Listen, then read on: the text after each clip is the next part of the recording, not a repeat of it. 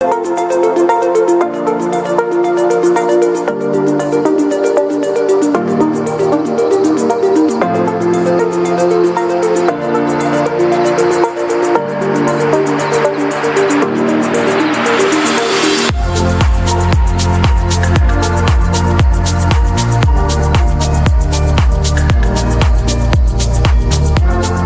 de la mañana con 7 minutos, vamos a ir con don Patricio Mancilla, que está en meteorología. Con la gentileza de siempre nos atienden para saber las condiciones climáticas imperantes en la región de Magallanes. Un gusto, ¿cómo está? Muy buenos días. ¿Qué tal? Buenos días, ¿cómo estás? Bien, afortunadamente. Tenemos la inquietud, como los habitantes de toda la región, saber cuáles son las condiciones climáticas imperantes en nuestra ciudad y en la región en general. Bueno, el día de hoy debería mantenerse principalmente con cielo nublado. Esa debería ser la misma característica hacia mañana. En cuanto a viento relativamente débil, y estamos esperando una máxima estimada en 9 grados. En estos momentos tenemos 5 grados con 6 décimas y viento del este, pero bastante débil, aproximadamente unos 12 kilómetros por hora, no más que eso. ¿Y cuál fue la temperatura mínima de hoy? La mínima fue de 2 grados con 7 décimas, 10 para las 7 de la mañana. 10 para las 7 de la mañana. ¿Condiciones similares mantendríamos este fin de semana? Principalmente el día sábado. El día domingo tenemos un aumento en cuanto a la intensidad de viento. Deberíamos estar aproximadamente con viento de hasta 70 kilómetros por hora. Pero las extremas deberían estar bordeando entre 2 a 9 grados, pero con la sensación térmica un poco más baja. Debería estar la mínima bordeando los 0 grados y la máxima entre 4 o 6 grados sobre cero solamente. ¿Con esta temperatura estamos relativamente lejos de una primera caída de nieve? No, todavía no. Principalmente las masas de aire frío se han trasladado por el sector sur, digamos, de Puerto William, y ahí deberíamos tener algo de precipitaciones de tipo sólido. Estamos hablando de algo de nieve, pero como le digo, principalmente de ahí hacia el sur. Todavía no tenemos previsto que una masa de aire frío nos afecte la zona de Punta Arenas, Porvenir y Puerto Natales. Le agradezco la gentileza, como siempre, como todos los días, nuestro cariño y afecto y reconocimiento a todo el personal de meteorología. Bueno, gracias a usted, que tenga buen día. Hasta luego. Hasta la próxima, muy buenos días. Nos hemos impuesto de los datos del tiempo. Hoy en Punta Arenas la temperatura mínima 2 grados 7 décimas a las 7 de la mañana. Tenemos en estos momentos 5 grados 6 décimas y vamos a tener una máxima de 9 grados a eso de las 4 de la tarde. Tenemos como invitado ya en línea, en casa, ¿no? En Radio Polar y sus plataformas comunicacionales, a Pablo Cifuentes Bladilo, profesor, digo bien, profesor del Liceo Salesiano San José, candidato a la Convención Constitucional. ¿Cómo está, Pablo? Un gusto, muy buenos días. Muy buenos días, Vladimiro. Muchas gracias nuevamente por este espacio. Qué gusto volver a compartir en este lugar, aunque sea de manera telemática, pero bueno, vamos a hacer que la conversación sea interesante. Esperamos que así sea. Primero, ¿qué significa hacer educación en cuarentena? Ustedes ya viven un largo proceso, ¿no? Prácticamente un año. Año pasado y han comenzado este año, pese al afán de volver al aula, le ha sido esto prácticamente un imposible. Bajo la perspectiva y bajo la mirada del profesor, ¿qué ha significado, qué repercusiones ha tenido en la educación y cuáles va a tener a futuro? Mira, yo creo que, desde el punto de vista docente, lo comentaba justamente ayer en una publicación que apareció en el portal de Radio Polar, que ha sido tremendamente desafiante para quienes trabajamos en educación, para quienes estamos ahí haciendo el aguante, digamos, en el aula, porque claramente las circunstancias son tremendamente adversas para el aprendizaje.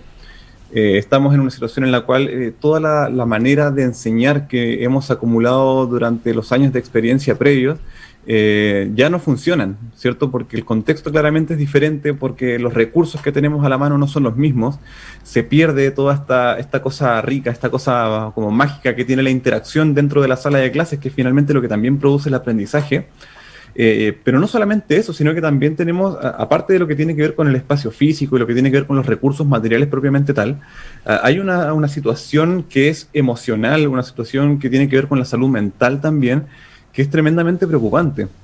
Por un lado, las largas horas de exposición a pantalla, ¿cierto? El estar mucho tiempo vinculado con los aparatos tecnológicos. Hoy en día prácticamente no tocamos papeles, prácticamente no estamos trabajando como con cosas físicas, sino que todo pasa en un espacio abstracto de la virtualidad que tiende también a convertirse en una sobrecarga intelectual muy importante, tanto para los estudiantes, para las estudiantes, como también para quienes trabajamos desde la docencia. Pablo, Entonces, perdón, solo un paréntesis. Para eso estaban preparados los profesores, porque aquí estamos aprendiendo todos los días. Nosotros también aquí, los medios de comunicación, estamos aprendiendo a hacer comunicación de una manera absolutamente distinta a la que no era habitual. Lo que estamos haciendo ahora, nosotros dos, por ejemplo, el hablar a través de la tecnología, se ha puesto esto prácticamente en marcha luego de la pandemia de manera permanente. Para ustedes es igual, los profesores estaban preparados, los alumnos estaban preparados para recepcionar así la educación. No, para nada, para nada. Por eso te decía también, en primer lugar, que fue tremendamente desafiante, porque mira, hay un análisis que uno siempre hace con respecto a la educación, y comparado con otros rubros. Si tú te pones a fijar, por ejemplo, o sea, si te fijas, por ejemplo, cómo ha evolucionado, no sé, la industria en la producción agrícola, en los últimos 100 años vas a ver avances increíbles. Si te pones a ver cómo ha avanzado, por ejemplo, la medicina en los últimos 100 años, también increíble. Pero si tú comparas una sala de clases del año 2020 o del 2019 con una sala de clases del año 1900, vas a ver que la estructura básica es la misma, ¿cierto? Tenemos una misma orientación espacial, la estructura de las clases no ha variado principalmente, seguimos teniendo esta cosa como de la exposición de la cátedra del docente frente a los alumnos, y poco se había avanzado en cuanto a innovar dentro del aula. Y eso es una cosa que es tremendamente preocupante, y por eso también fue tan desafiante para nosotros como docentes tener que enfrentar un cambio tan rotundo y tan drástico como el que nos tocó vivir. Ahora, sí, atendiendo a la pregunta que tú me estabas haciendo inicialmente, creo que para los años posteriores esto sí va a significar un antes y un después. Creo que vamos a estar obligados a repensar la manera en la cual desarrollamos nuestras clases y cómo volvemos a centrarnos otra vez en el aprendizaje.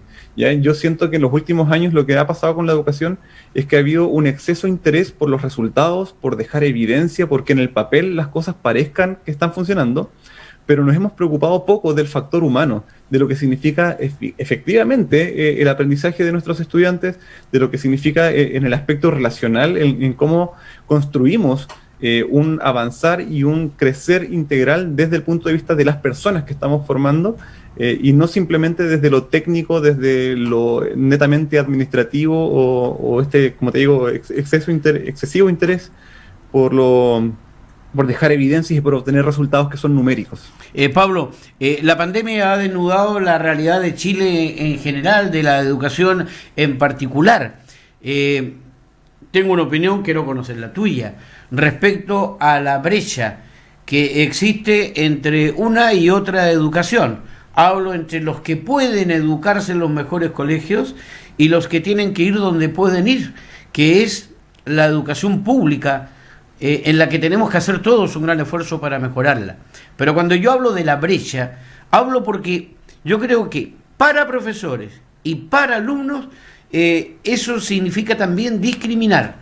No todos los profesores tienen las condiciones de infraestructura en sus hogares para hacer en la tranquilidad del aula una clase, por muchas razones.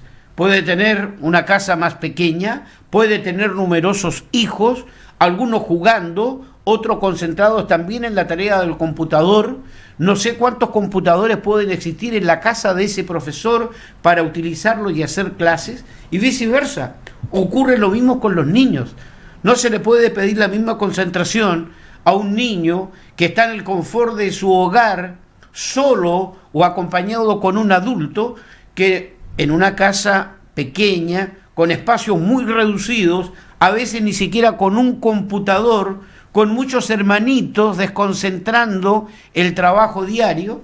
Entonces, la verdad es que, claro, es admirable lo que han hecho, pero yo creo que cuando se haga el resumen, se trate de incorporar estos años 20 y 21 en la educación chilena, se va a llegar a una triste conclusión de que la brecha ha sido cada vez más amplia y que lo perdido no será nunca jamás recuperado.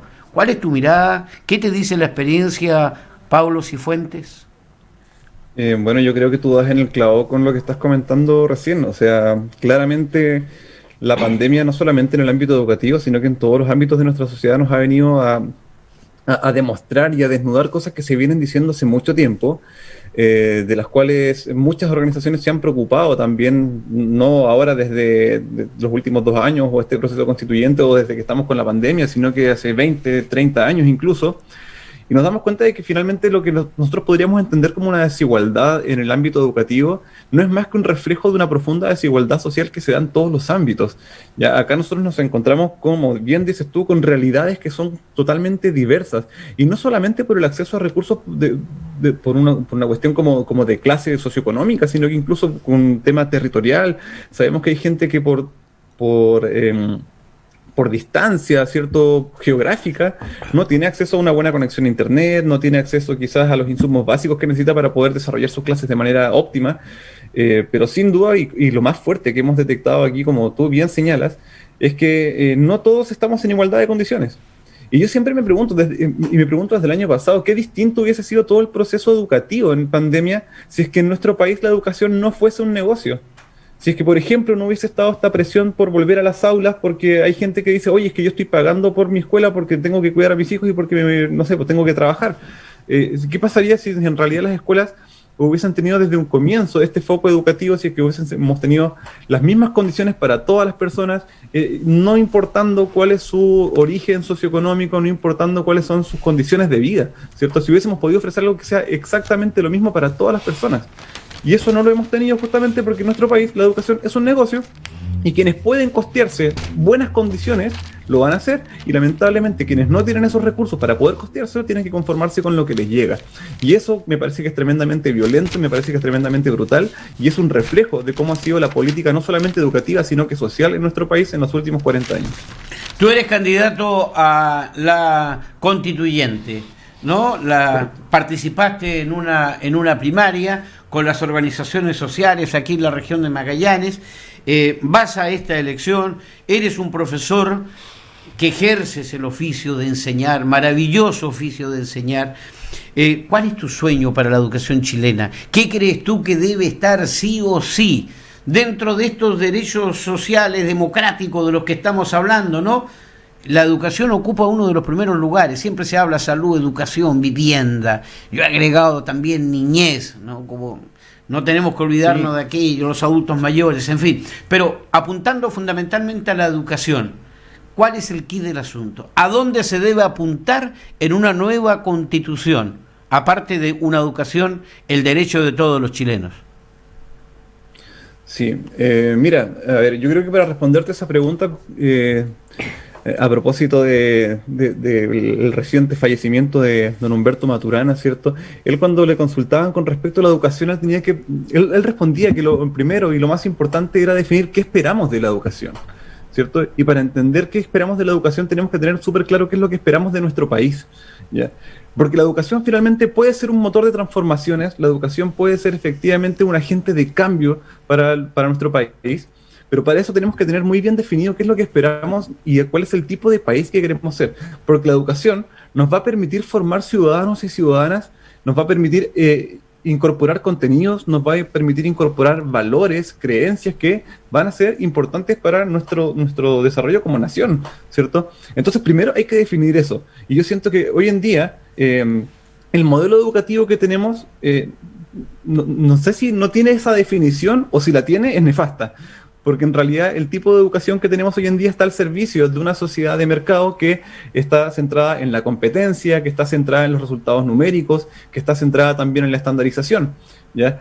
Nosotros creemos que en realidad desde la educación tenemos que apuntar a un proyecto colectivo de país que se centre en valores democráticos que son fundamentales, como por ejemplo la no competencia, sino que la colaboración. Creemos que tenemos que tener una educación que sea no sexista, que sea laica, ¿cierto? Que sea 100% inclusiva, que permita en el fondo el desarrollo integral de las personas, pero sin duda esta educación tiene que ser una responsabilidad del Estado, ¿ya? El Estado tiene que tener un rol prioritario y garante de este derecho a la educación, en el fondo propiciando que todas las personas puedan acceder a un mismo nivel de educación y con esa mirada clara, ¿cierto? Y si va a haber educación privada y si va a haber educación subvencionada, que ojalá no existiera, ¿cierto?, la educación subvencionada, pero si va a existir, esta educación tiene que siempre alinearse con el proyecto educativo del país, ¿ya? No puede quedar eso a la libre elección de a quien se le ocurra enseñar lo que quiera enseñar, porque formar una sociedad significa entender que hay un proyecto colectivo, y en ese proyecto colectivo tenemos que entendernos en los mismos términos y tenemos que desarrollarnos también en las mismas posibilidades y en las mismas oportunidades.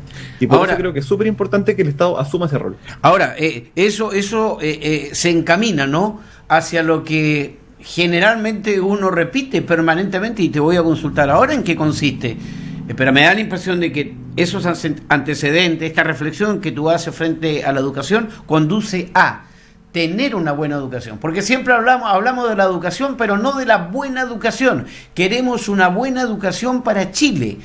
¿Qué es una buena educación? Es tener los mejores matemáticos, los mejores filósofos, para posteriormente que sean los mejores abogados, historiadores, o es la conformación en general del ser humano, que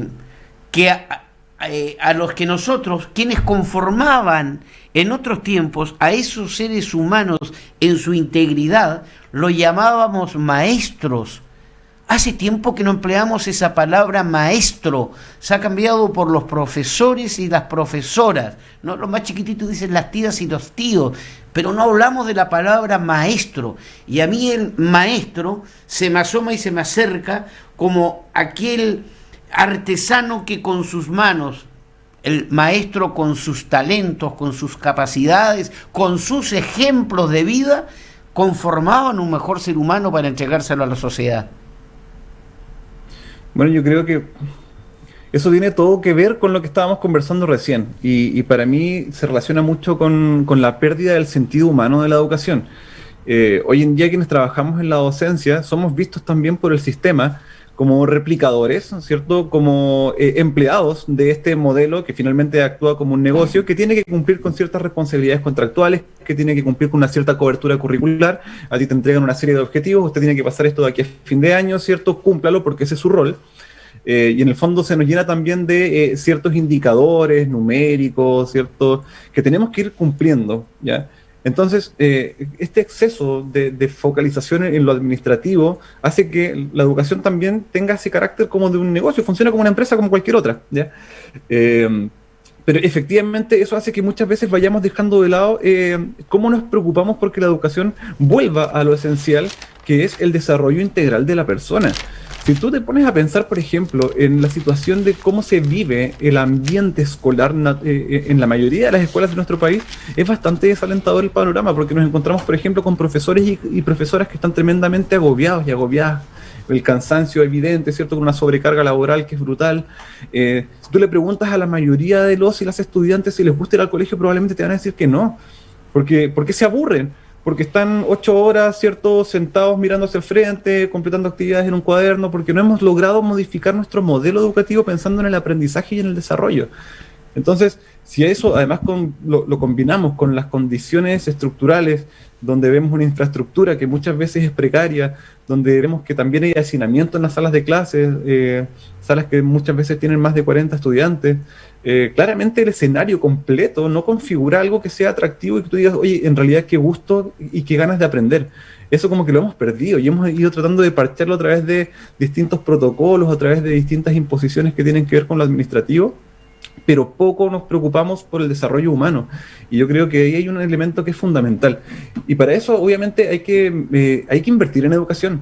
Hay que ponerle recursos a la educación para mejorar la infraestructura, para mejorar las condiciones laborales de quienes trabajamos educando, para mejorar también las condiciones ambientales, para que se desarrollen aprendizajes que sean eficaces, que sean efectivos y que realmente motiven a los niños, a las niñas, los adolescentes a querer aprender, a querer desarrollarse. Pero para eso hay que trabajar también en el entorno educativo y no solamente en aumentar, por ejemplo, la carga de horas ni en aumentar los objetivos en el currículum, porque eso es teórico, ¿cierto?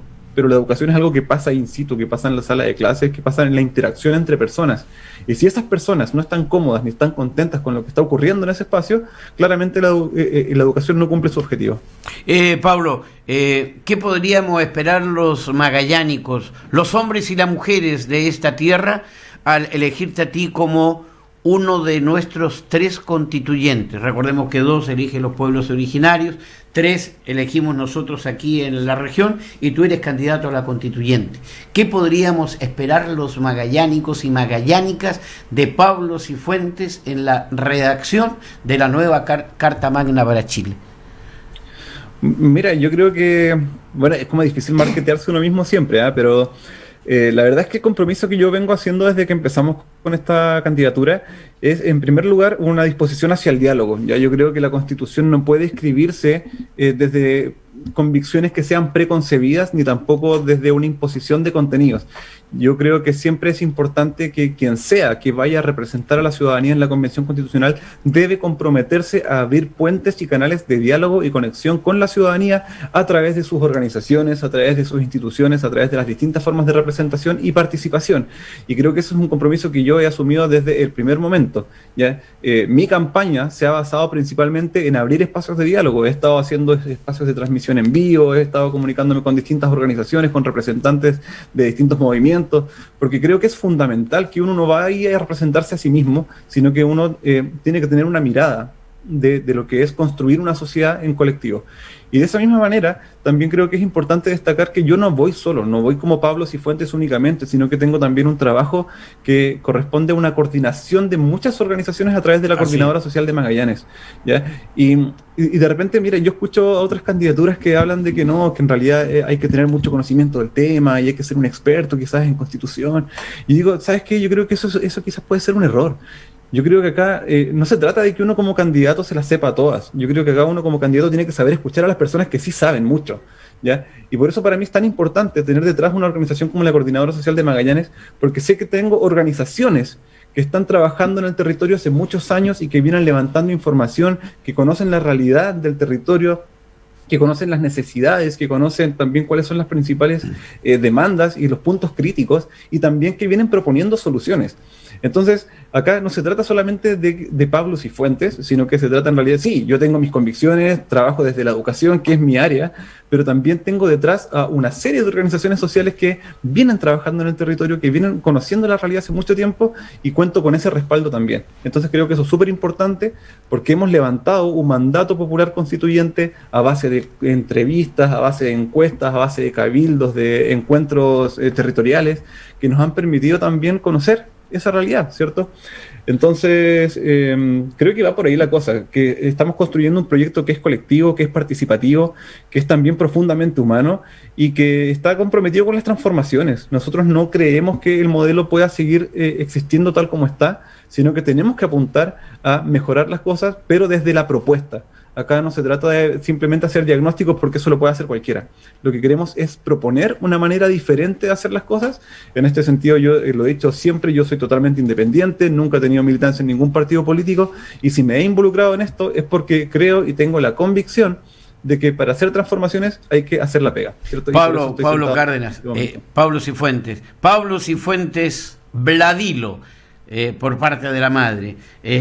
Muchísimas gracias por compartir tu mirada fundamentalmente en el terreno de la educación, donde esperamos que lleve la palabra, ¿no?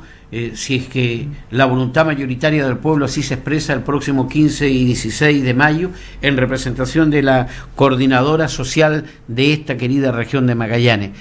A cuidarse, muchos éxitos, mucha suerte, y ya estaremos hablando de este tema que es inagotable, más allá de lo significativo que es, ¿no? Que es la nueva Constitución que escribiremos todos los chilenos a través de quienes nos van a representar a partir del próximo día domingo 16 de mayo. Hasta siempre, Pablo. Buena suerte. Buenas tardes. Gracias, Vladimiro. Buenas tardes y que estés muy bien. Gracias. Pablo Cifuentes, profesor del Liceo Salesiano San José, es candidato a la constituyente y nos habló también de sus sueños.